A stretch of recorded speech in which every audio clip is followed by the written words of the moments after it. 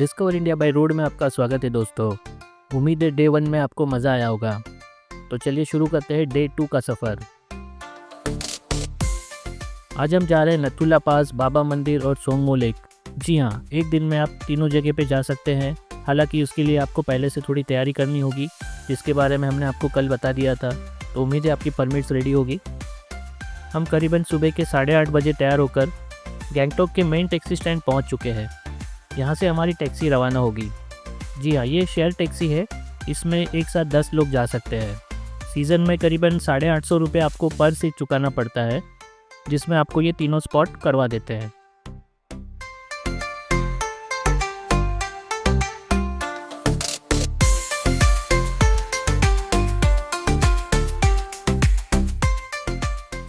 तो हम तैयार हैं हमारे सफ़र के लिए, मगर आज का मौसम कल से पूरा विपरीत था।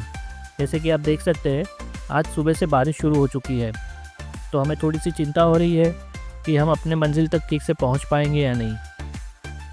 नथुला पास जाने का रास्ता पूरा पहाड़ों से होकर गुजरता है, और अगर मौसम ख़राब हो तो ऐसे इलाके में लैंडस्लाइड का खतरा बना ही रहता है। तो हम उम्मीद करते हैं कि आज हमारे नसीब में ऐसी कोई लैंडस्लाइड ना हो।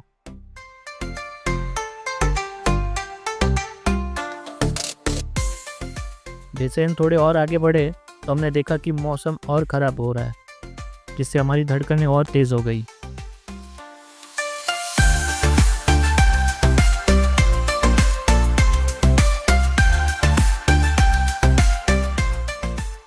बारिश थी कि रुकने का नाम ही नहीं ले रही थी। हमारे ड्राइवर ने हमें परेशान देखकर कहा कि आप चिंता मत कीजिए, हम लोग सही सलामत पहुंच जाएंगे। उसकी बात सुनकर हमें फिर थोड़ी शांति मिली।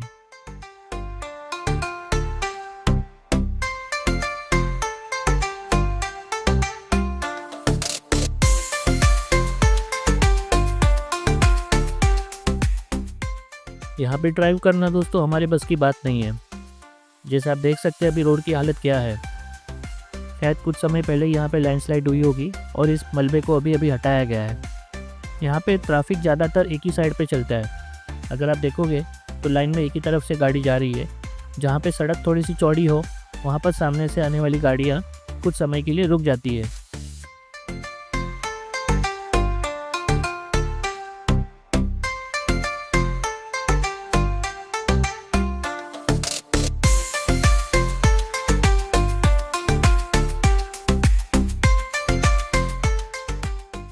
और अब जिस रास्ते से हम होकर गुजर रहे हैं, ये यहाँ का नेशनल हाईवे है। आपको विश्वास नहीं होगा ना दोस्तों, लेकिन सच मानिए ये यहाँ का नेशनल हाईवे है।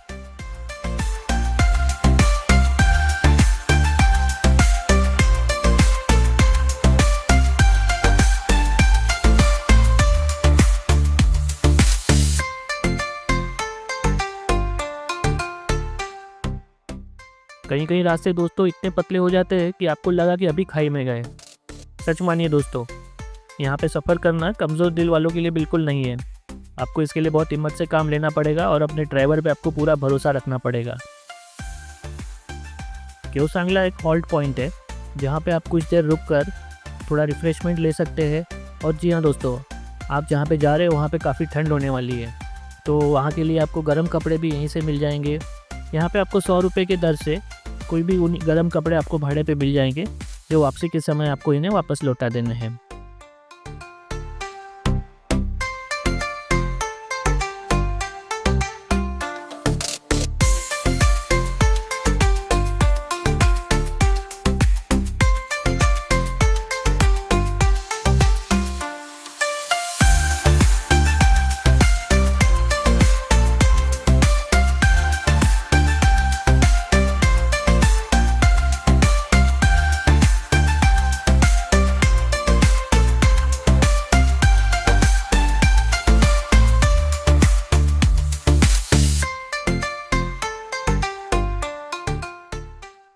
गाड़ी के शीशे बंद होने की वजह से बाहर के मौसम का इतना अंदाज़ा नहीं लग रहा था, लेकिन जैसे ही हम बाहर आए तो पता चला यहाँ पे बारिश के साथ में तेज़ ठंड भी है, और हमारे तो मुंह से धुएं ही निकल गए।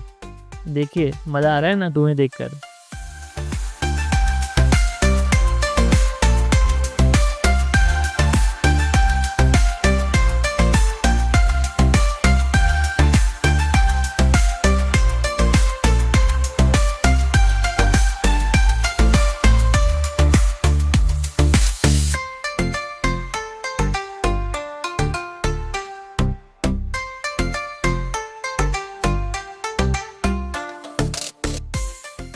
कुछ देर रुककर चाय कॉफ़ी का आनंद लेकर हम आगे निकल पड़े। जैसे ही हम आगे बढ़े वैसे ही हमने देखा कि धुंध और बढ़ती जा रही है, मगर अब हमें चिंता नहीं थी क्योंकि हमारे ड्राइवर साहब फुल कॉन्फिडेंस में थे। और वहीं हमारी नज़र याक पर पड़ी। जी हाँ दोस्तों, जैसे हमारे यहाँ गाय भैंसें होती है वैसे इस प्रदेश में याक बहुत पाए जाते हैं।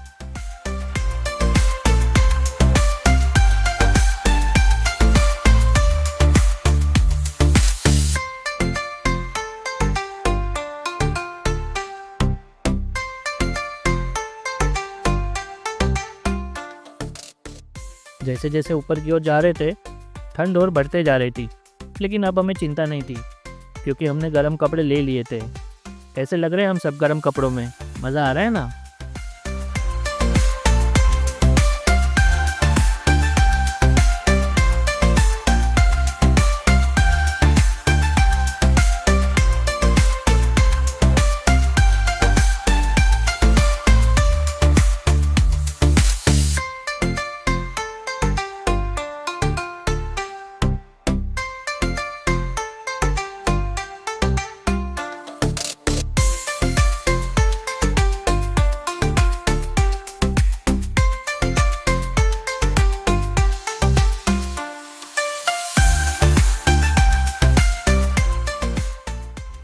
टेढ़े मेढ़े रास्तों से गुजरते हुए अब हम और आगे की ओर बढ़ते जा रहे थे कि अचानक से हमने देखा कि एक बहुत बड़ी लेक दिखाई दे रही है।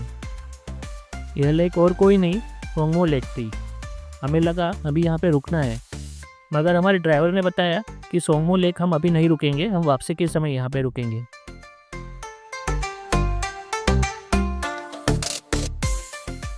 थोड़ा आगे बढ़ने पर हमने देखा कि ऊंचाई से सोंगमो लेक काफ़ी खूबसूरत दिखाई दे रही है और उसका नज़ारा भी काफ़ी खूबसूरत था। हमारा ड्राइवर भी काफ़ी अच्छा था।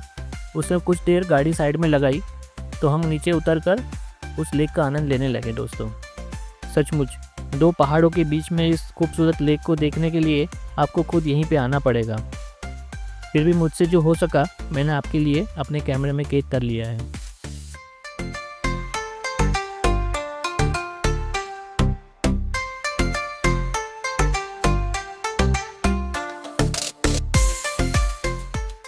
इस इलाके में ठंड भी बहुत थी, लेकिन फिर भी हम बाहर आए और हमने इस ठंड का भी आनंद लिया।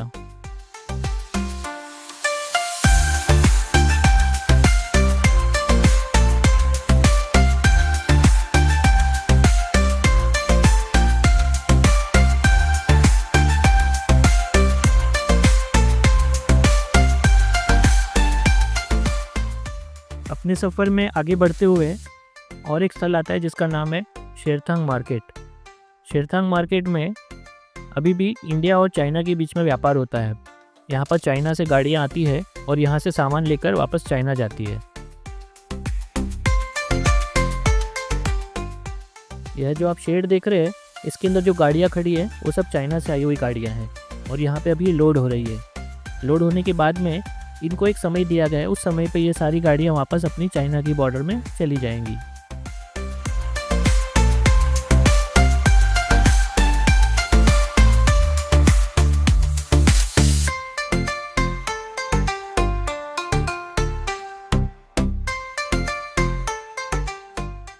आप जैसे जैसे नथुला के नज़दीक पहुँचेंगे आपको दिखेगा कि वहाँ पे सुरक्षा काफ़ी तेज़ है। जी हाँ दोस्तों, यह इलाका चाइना बॉर्डर के काफ़ी नज़दीक होने की वजह से यहाँ पे हर जगह आपको इंडियन आर्मी तैनात दिखेगी।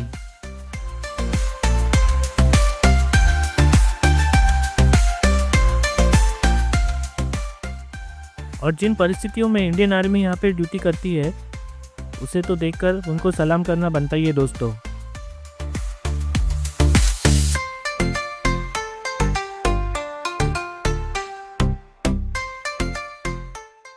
इस सफ़र में करीबन 2 से 3 बार आपके पेपर्स की जांच होती है और उसमें आखिरी जांच है वो यहाँ के ठेगू करके जो पोस्ट है वहाँ पर होती है। ठेगू यहाँ का एक आर्मी का कैंप है जहाँ पे आपकी गाड़ी रुककर आपके जो पेपर्स है वो चेक करवाने के बाद ही आप आगे जा सकते हैं। ठेगू चेक पोस्ट यहाँ का आखिरी चेक पोस्ट है। जब तक आपका ड्राइवर आपके पेपर्स वेरीफाई करवाता है आप कुछ देर नीचे उतर कर थोड़ी बहुत फोटोग्राफी कर सकते हो। और एक ख़ास चीज़ आप ज़रूर देखिएगा, यहाँ पर एक एटीएम भी है दोस्तों। एटीएम अब आपको लगेगा एटीएम में क्या खास बात है। जी हाँ दोस्तों, लेकिन ये कोई साधारण एटीएम नहीं है, ये दुनिया का सबसे ऊंचाई पर बना हुआ एकमात्र एटीएम है। जी हाँ दोस्तों, बैंक ऑफ इंडिया ने यहाँ पर अपना एक एटीएम खोला हुआ है, जो माना जाता है कि दुनिया का सबसे ऊंचा एटीएम है, जो 13,200 फीट की ऊंचाई पर मौजूद है। हम जिस दिन पहुँचे थे, हमने सोचा था कि हम एटीएम से कुछ विड्रॉल करके उसकी स्लिप अपने पास यादगिरी के तौर पे रखेंगे, लेकिन वहाँ पर अपने इंडियन आर्मी के सोल्जर्स की काफ़ी लंबी लाइन देखकर हमने सोचा शायद हमें ये मौका नहीं मिलेगा, और हम आगे की ओर बढ़ने लगे। वहाँ से थोड़ी ही दूरी पर आगे बढ़ने के बाद हमने देखा कि काफ़ी सारी गाड़ियाँ खड़ी हुई है। हमें लगा फिर से कोई जाम है, मगर नहीं, जाम नहीं था दोस्तों। अरे ये तो हम नथुला पहुँच गए। अरे वाह, हमारी तो खुशी का ठिकाना ही नहीं था।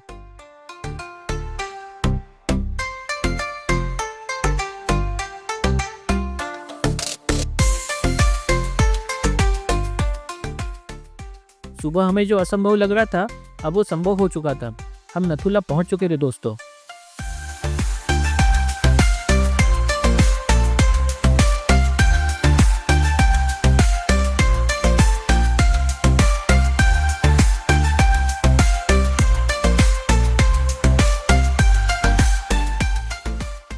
जैसे ही हम नथुला पहुंचे, हमारी गाड़ी एक साइड पे आके रुक गई। जैसे ही हमारी गाड़ी रुकी तो देखा हमने एक सोल्जर हमारी ओर आ रहा है, और हमें आकर उसने इंस्ट्रक्शंस देने शुरू कर दिए। ये इंडिया और चाइना बॉर्डर होने की वजह से यहाँ पर आप फोटोग्राफी नहीं कर सकते। कैमरा, मोबाइल, कोई भी चीज़ आप अपने साथ नहीं ले जा सकते। यहाँ पे फोटोग्राफी आप सिर्फ पार्किंग से कर सकते हो, तो अपने साथ जूम कैमरा ले जाना ना भूले दोस्तों, कि जूम कैमरे से ही आप यहाँ के अच्छे फ़ोटो ले सकते हो। यहाँ पे वाघा बॉर्डर की तरह कोई प्रदर्शन नहीं होता दोस्तों। यहाँ पे एक शहीद स्मारक बना हुआ है, और यात्रियों के लिए कैफ़े है, और एकदम ऊंचाई पर आपको 2 बिल्डिंग आमने सामने दिखेंगे। सामने वाला बिल्डिंग जो है वो चाइना बॉर्डर है, और हमारे साइड का जो है हमारी बॉर्डर है। हमारे यहाँ पे आपको काफ़ी लोग दिखेंगे, लेकिन सामने की तरफ आपको कोई हमारी तरह पर्यटक नहीं दिखेगा, क्योंकि वहाँ का जो नज़दीकी शहर है वो करीबन 200-300 किलोमीटर दूर है। तो उस वजह से हम जैसे नथुला पास देखने जाते हैं, चाइना की ओर से यहाँ पे कोई नहीं आता। कैफ़े के बाहर एक सोल्जर बैठा हुआ आपको सर्टिफिकेट ऑफ विजिट देगा। जी हाँ दोस्तों, 100 रुपया देकर आप अपना सर्टिफिकेट ऑफ विजिट ले सकते हो, जो आपके पास यादगिरी की तरह हमेशा रहेगा। यात्रियों के लिए यहाँ मेडिकल फैसिलिटीज़ भी रखी गई है, क्योंकि यह क्षेत्र काफ़ी ऊंचाई पर होने की वजह से काफ़ी लोगों को सांस की तकलीफ़ हो जाती है। अगर आपको कोई भी इस तरह की तकलीफ़ हो तो आप इंडियन आर्मी से संपर्क कर सकते हैं, वो आपकी पूरी तरह से मदद करेंगे। मेरा बेटा यहाँ पे बर्फ़ की उम्मीद लेकर आया था, लेकिन अक्टूबर महीना होने की वजह से यहाँ पे कोई बर्फ़ नहीं थी। अगर शायद हम 1 महीना और देरी से आते तो हमें बर्फ़ मिलती, लेकिन बर्फ़ के समय यहाँ का रास्ता खुला हो ना हो उसकी कोई गारंटी नहीं होती है, तो उसी वजह से हमने ये प्लान अक्टूबर में बनाया। आसपास के नज़ारों का आनंद लेते हुए अभी हम बैठे थे कि अचानक हमारे ड्राइवर ने हमें सूचित किया कि अभी हमें जाने में और थोड़ा समय लगेगा। तो हमने पूछा क्यों भाई, क्या कुछ प्रॉब्लम है? उसने कहा नहीं, शेरथांग मार्केट में जो गाड़ियाँ हैं वो भी चाइना की बॉर्डर में वापस जाएगी, तो उस वजह से ये जो ट्रैफिक है ये करीबन 20-25 मिनट के लिए यहाँ से बंद कर दिया जाएगा।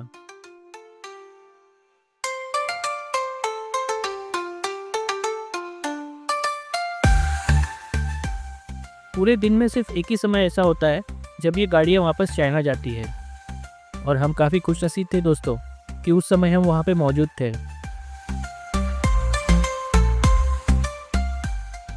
वैसे एक बात मैं आपको और बताना चाहूँगा दोस्तों, यह जो रास्ता है यह पुराने ज़माने के सिल्क रूट का भी हिस्सा है, जब पुराने ज़माने में विभिन्न देशों के बीच में व्यापार हुआ करता था। हम बिल्कुल सही समय पर सही जगह पर मौजूद थे, इस वजह से हम इस नज़ारे का आनंद उठा पाए। शेरथांग मार्केट में खड़ी सारी गाड़ियाँ अब एक के बाद एक अपने देश में लौट रही थी। ये देख के हमें काफ़ी आनंद मिल रहा था दोस्तों।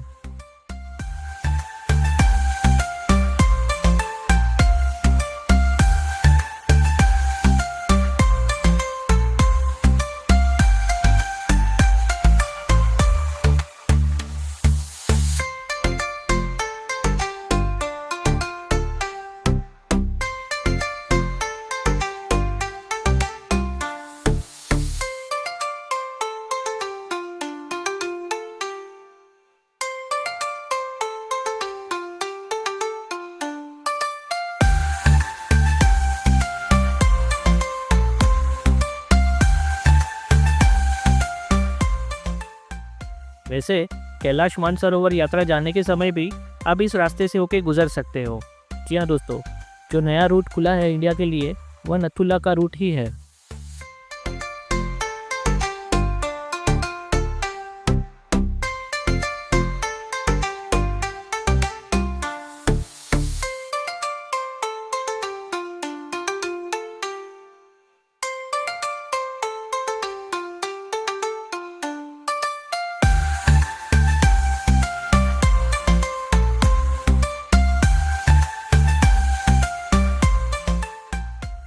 अब लगभग सारी गाड़ियाँ जा चुकी थी और ट्रैफिक फिर से नॉर्मल कर दिया गया था, तो हम भी निकल पड़े अभी अपनी अगली मंजिल की ओर।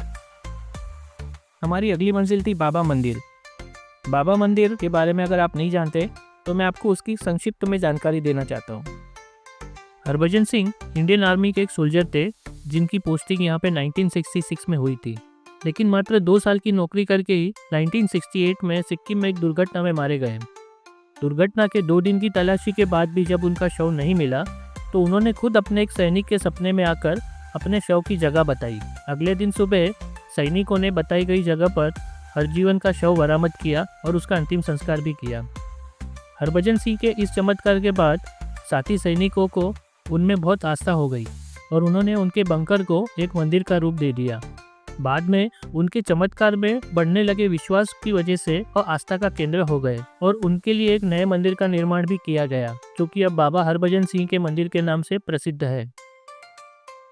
इस यात्रा के दौरान रास्ते में एक वॉर मेमोरियल भी पड़ता है और वहाँ पर एक म्यूजियम भी बना हुआ है, लेकिन यह हमारी लिस्ट में शामिल नहीं था तो हम इसे देख नहीं पाए। अगर आपको यह देखना है तो आपको प्राइवेट गाड़ी करके यहाँ पे आना पड़ेगा। माना जाता है कि हरभजन की आत्मा पिछले 45 सालों से देश की सीमा की रक्षा कर रही है। आज भी सैनिकों का कहना है कि हरभजन सिंह की आत्मा चीन की तरफ से होने वाले खतरे के बारे में पहले से ही उन्हें बता देती है, और यदि भारतीय सैनिकों को चीन के सैनिकों का कोई भी मूवमेंट पसंद न आया हो तो उसके बारे में वे चीन के सैनिकों को भी पहले से बता देती है, ताकि बात ज़्यादा बिगड़े नहीं और मिलजुल कर बातचीत से उसका हल निकाला जा सके। आप चाहे इस बात पर यकीन करें ना करें, लेकिन खुद चीनी सैनिक भी इस बात पर विश्वास करते हैं। इसीलिए भारत और चीन के बीच होने वाली हर फ्लैग मीटिंग में हरभजन सिंह के नाम की एक खाली कुर्सी लगाई जाती है ताकि वह मीटिंग अटेंड कर सके।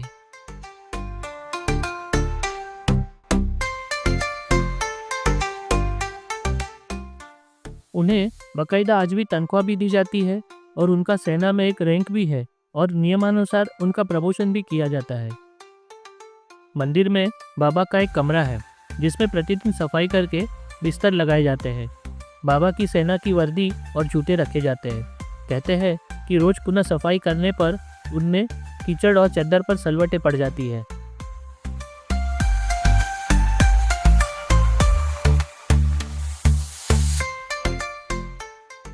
इस मंदिर को लेकर यहाँ के लोगों में और एक मान्यता भी है।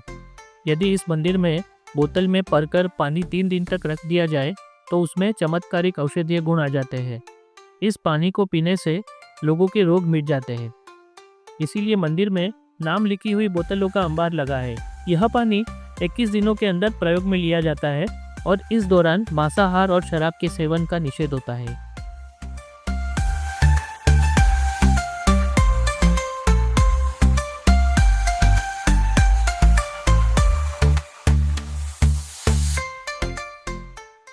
इस परिसर में यात्री के लिए एक कैफ़े बना हुआ है, एक सोवेनियर शॉप है और यहाँ पे रेस्टरूम फैसिलिटी भी अवेलेबल है।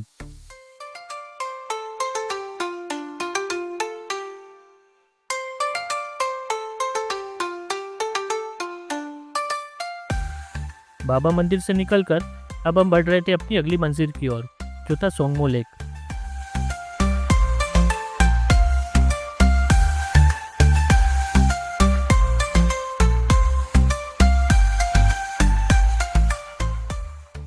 सोंगमो लेक पहुंचकर देखा तो वहाँ पे काफ़ी तेज़ बारिश हो रही थी। अब उस बारिश में और ठंड में बाहर जाना मुश्किल लग रहा था, लेकिन फिर हमसे रहा नहीं गया। हम भी बाहर आए और हमने थोड़ी बहुत फोटोग्राफी वहाँ पर भी की। याक पर बैठे उसके साथ फ़ोटो खिंचवाए और वहाँ पे एक शिवजी का छोटा सा मंदिर है जिसे चुंगू बाबा मंदिर भी कहते हैं। उसी के नाम से इस जगह को चुंगू लेक भी कहा जाता है।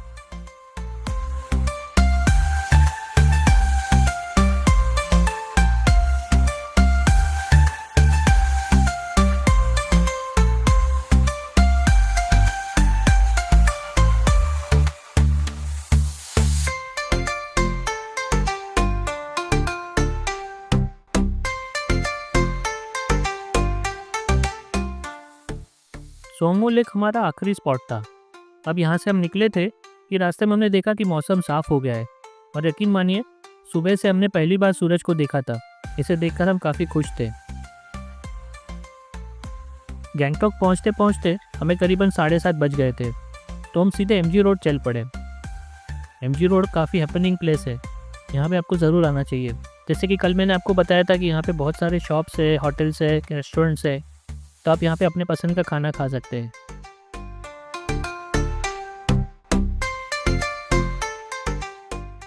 और नवरात्रि का सीज़न होने की वजह से यहाँ पे और भी चहल पहल थी। ये है यहाँ की मशहूर शॉप गोल्डन टिप्स। जी हाँ दोस्तों, यहाँ से आप यहाँ की खास मशहूर चाय टेमी टी खरीद सकते हैं।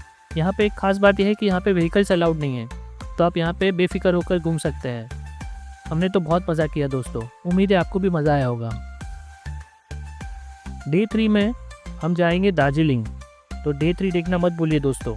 और दार्जिलिंग हम कल सुबह निकलने वाले हैं, लेकिन जाते जाते हम देखने वाले रूमटेक मोनेस्ट्री भी। तो डे 3 के लिए हमसे जुड़े रहिए। Thank you.